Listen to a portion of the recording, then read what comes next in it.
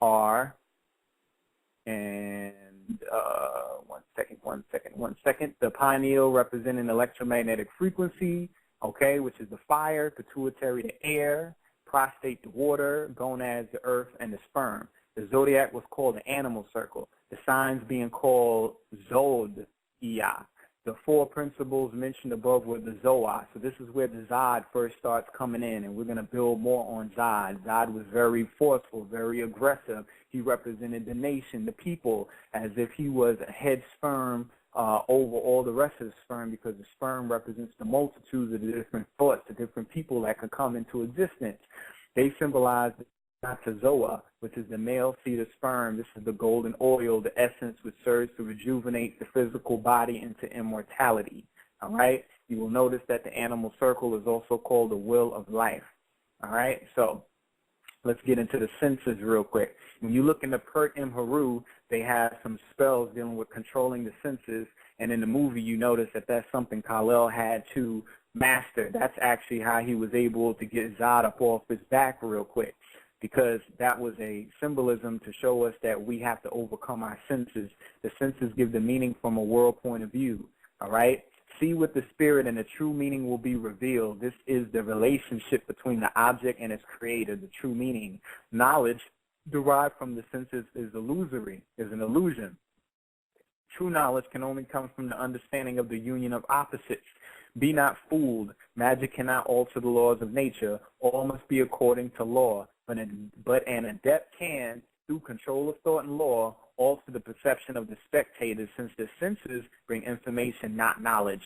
It is very hard to leave the things we are used to, which means our gaze on every side. Appearances delight us, whereas things that appear not make their believing hard. Evils are the most apparent things, where the good never shows itself unto the eyes, for it hath neither form nor figure. To free the spirit, control the senses, the reward will be clear insight. And the deities that are over the senses, you have Hu, who is over taste, Sa'a, who is over touch, Ma'a, who is sight, Sejim, who is hear, and I'm going to be honest, I don't know who the deity over smell is, so hopefully Clico will be able to help me out with that one, because, you know, he be on the Kemet hard. All right, let's push forward. Now, a bilingual inscription from Palmyra, dated to the 1st century, equates El as the creator of the earth with the Greek god Poseidon. Going back to the 8th century, the bilingual description at Karatepe in the Taurus Mountains, I want y'all to the man on the Taurus, equates El, creator of the earth, to Luwian hieroglyphs, this being the Luwian form of the name of the Babylonian water god Ea, lord of the abyss of water under earth. Remember, when we first see him in his adult stage, he's saving the cats. He falls in the water, looking up at the whales. He's down in the abyss. Yeah, we're gonna marinate on that some more. Expound on that some more. Western Taurus, I'm going too quick. The Taurus Mountains. I'm gonna go back to the Taurus Mountains, right? I said that at Karepe in the Taurus Mountains, that's where they found out that El was synonymous with Poseidon, which was synonymous with the creator who was over the water. Well, if you go to the Taurus Mountains, what the Western Taurus Mountains, the name of them are called the Bay Mountains, and they're not called B-A-Y, they're B-E-Y, the Bay Mountains, okay, which is on the Alpine Belt. Okay, the Alpine Belt starts in the Indian Ocean and ends at the Taurus Mountains. The Alpine Belt Hold on, D. This movie just came out. How the hell you got all this information? Hold on. We got to keep moving. We can ask all this after when the questions come. I got to push forward. The Alpine Belt starts in the Indian Ocean and ends at the Taurus Mountains. Remember when they called the world engine? Where did the world engine go? It went straight to the Indian Ocean, and we're going to explain why. Trade and commerce is the world's engine, and the Indian Ocean was the main course of trade in antiquity. I know Red Pill can attest to that with Silk Road, as well as Kush, as well as going back and forth between, with Indus, Kush, and Samaria. So, that's just what it is. Now, there's something called antipodes. Antipodes, the other side of the world. This is the polarity of land masses on opposite sides of the planet. So you got the world engine hitting the Indian Ocean. It had to hit something on the opposite to create that generation to change the magnetic field. Now, there is an informal and anecdotal belief among Americans that if you dig a hole deep enough, eventually you come up in China. Well, this is theoretically possible if the hole is angled in the right way, but if you dig straight down and through the exact center of the Earth, from anywhere in the 48 contiguous United States, you're going to come out where? In the Indian Ocean. All right. Now, the noun El was found at the top of a list of gods as the ancient gods, of the father of all gods, in the ruins of the Royal Archive of the Ebla civilization, in the archaeological site of Tel Marduk in Syria, dated to 2300 BC. The bull was symbolic to El and his son Baal, Hadad, and they both were bull horns on their headdress. He may have been a desert god at some point, as the myths say that he had 2 wives and built a sanctuary with them as his new children in the desert. El had fathered many gods, but most important were Hadad, Yam, and Mot. So now I'm letting you, I'm connecting the El energy with Poseidon and the water and the depth, and they're saying that El is the bull, is represented by the bull. All right? Now, one of the oldest dynasties of Kemet was during the age of Taurus. When you go back to King Narmer, that was a Gemini going into Taurus. Taurus rules the neck and represents the voice and communication. The totem of Taurus is the bull, and in this case is referred to as Apis. Okay, Apis was synonymous with a saw in that it represented raw power, force, virility, and the Immaculate Conception. Apis was also known as Malak, okay, M-O-L-O-C-H, but in Hebrew it's M-L-K. Malak, representing the Semitic root meaning king, also rendered as Malek, Malik, Malik, or Malik, or Milcom, or Malcolm, or Malcolm, is the name of an ancient Ammonite god. Okay, now, funny thing, Ammonite, when you go into the animal kingdom, Ammonites are the nautilus, or all the animals, most of them are extinct, but they have a shell with the golden spiral. And they named them that after the horn of Amun, the Kemetic deity. All right. As a god worshipped by the Phoenicians and Canaanites, shout out to Valentine.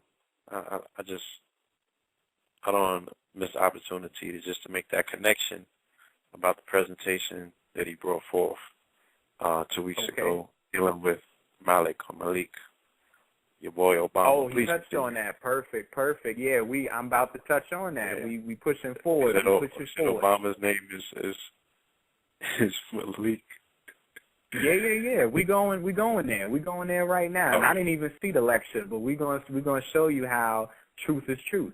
As a god worshipped by the Phoenicians and Canaanites, Moloch had associations with a particular kind of proprietary child sacrifice by parents. Moloch figures in the book of Deuteronomy and in the book of Leviticus as a form of idolatry, and thou shalt not let any of thy seed pass through the fire. Okay, in the Old Testament, Gehenna was a valley by Jerusalem where apostate Israelites and followers of various Baalim and Canaanite gods, including Moloch, sacrificed their children by fire. Moloch or Molech is a winged bull who eventually became a figure of idol worship. Children were sacrificed to it, and it was called sacrifice through fire. Moloch is spelled in Hebrew as Mem, Lamad, and Kaf. Psychological discipline, taming the waters of the brain. This is why it is also known as the word Malik, which means king or chieftain. Okay, like I said, it means king, master, the head of something, chieftain. All right, now Malik is the one who executes his commands in his possession. Every Malik king is not able to execute their will.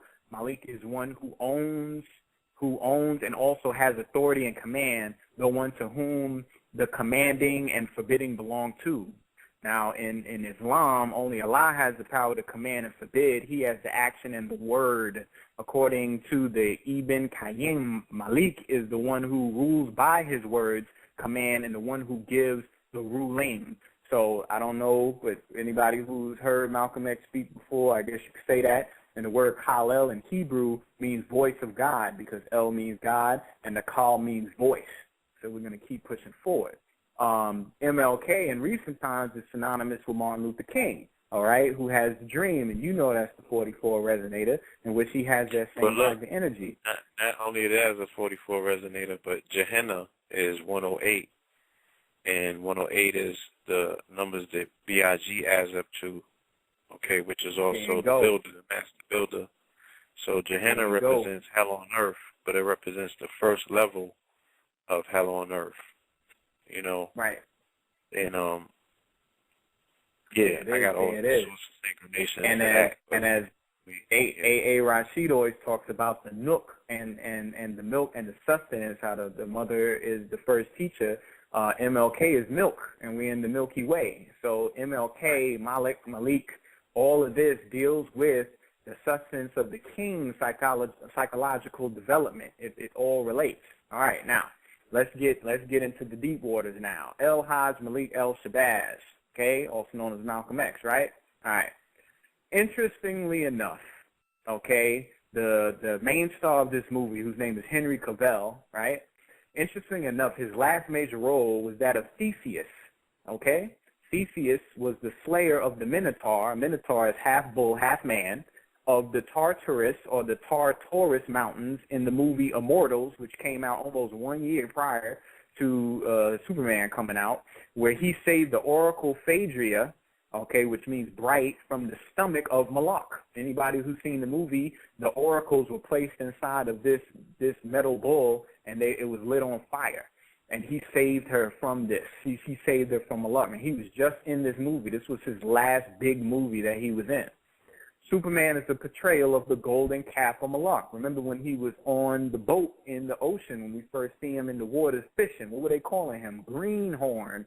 Greenhorn is an inexperienced person, meaning he got small horns. He's a calf. He's representing the golden calf, just like with the Israelites and with Moses, with them worshiping the golden calf, okay? Not just that, but he was born on May 5th, 1983. Henry Cavill is a Taurus, so I'm not making this up, okay? Astrologically, he's a Taurus. But guess what? El Hajj Malik El Shabazz, also known as Malcolm X, was born May 19th. And guess what he is? He is also a Taurus, separated by 14 days, which is the resonance of who? Of Asar, of the Apis bull. Now, let's get a little deeper. Malcolm X was a child sacrificed through fire in 1929. A racist mob set their house on fire, and the town's all-white emergency responders refused to do anything. The white police and firemen came and stood around watching as the house burnt down to the ground. Okay, everybody remembers that story. If you didn't, I mean, you better go get the autobiography of Malcolm X. Check it out. Now, his grandson was the first male descendant, right, Malcolm Shabazz. When he was 12 years old, he was accused of setting fire to the apartment of his grandmother, Betty Shabazz, causing her death. He had been arrested by the FBI most recently by attending a movie conference in Iran talking about the propaganda of Hollywood.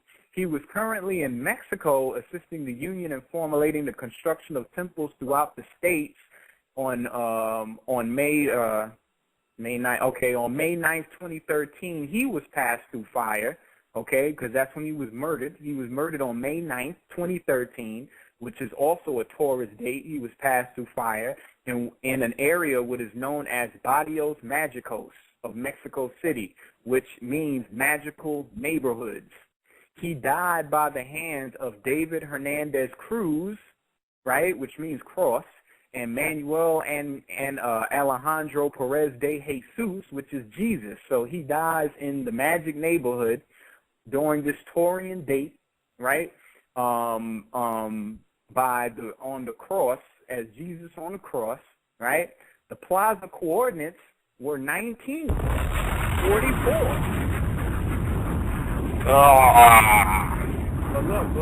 But look, not just that.